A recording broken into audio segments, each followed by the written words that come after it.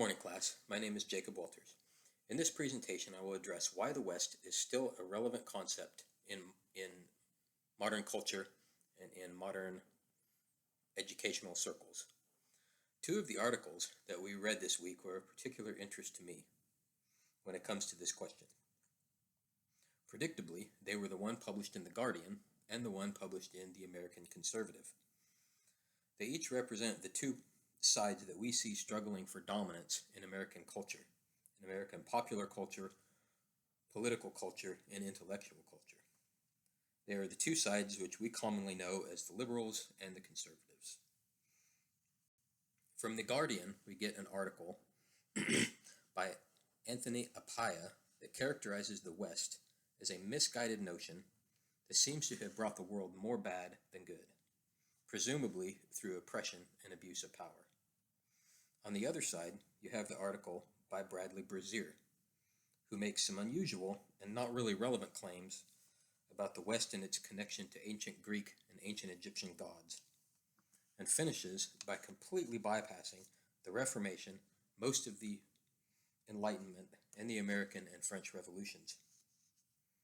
He makes a few loose claims about Greek influence on Western thought, and then wraps up without really seeming to have accomplished very much, other than to insist that liberal thinkers are wrong simply because they are wrong. In the article, another article we had this week, titled "What is Western Civilization?" Birkin states that unlike Western Europe, Byzantium and Islam both preserved intellectual, social, and political forms that continued uninterrupted from the earliest days of Eastern Mediterranean history. In other words, Eastern Europe and the Eastern Mediterranean and the Islamic world have as much of a claim to Western culture as Western Europe. So you could generally say that there is no pure line extending from Athens all the way across Europe and to New York City. It's just not that simple. Excuse me. So what is the West? It's hard to locate it on a map. It does not lie solely within the confines of any one culture, creed, or religion. It is not solely American, it is not solely European, and it is not solely British. It isn't even Greek, but it is real. We know that it's real because we talk about it. We write books for or against it, and a whole lot of books that are neutral and just trying to kind of define the outlines of what it is to be part of Western culture.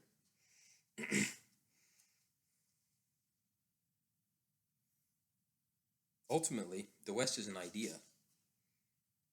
It's something that lives in our imagination, kind of in our heart. It's something that we conceive of, but not a place that we can go, or something that we can really grab onto. But this doesn't necessarily make it less real. Because of this, I believe that the concept of the West is still very relevant for us today. It helps us to explain our world in terms that make sense, and unfortunately, it can also contribute to many misunderstandings. There is no doubt that many actions taken by Western leaders over the last 2 millennia have been oppressive, destructive, and evil. But the West is certainly not alone in this. It would be hard to find a major culture that was not similarly stained. At the end of the day, however, I must reiterate that because the West represents the shared values of billions of people, the concept is certainly still relevant, and when understood thoughtfully, it is also still more of a positive influence than it is a negative one. I apologize if that statement sounds simplistic, but even though the West as a concept, place, and culture may be problematic and hard to define, it can't simply be done away with. I hope that this little discussion was somewhat interesting to you, and can't wait to read, or actually I can't wait to listen to some of the things you guys have to say this week. Have a great weekend.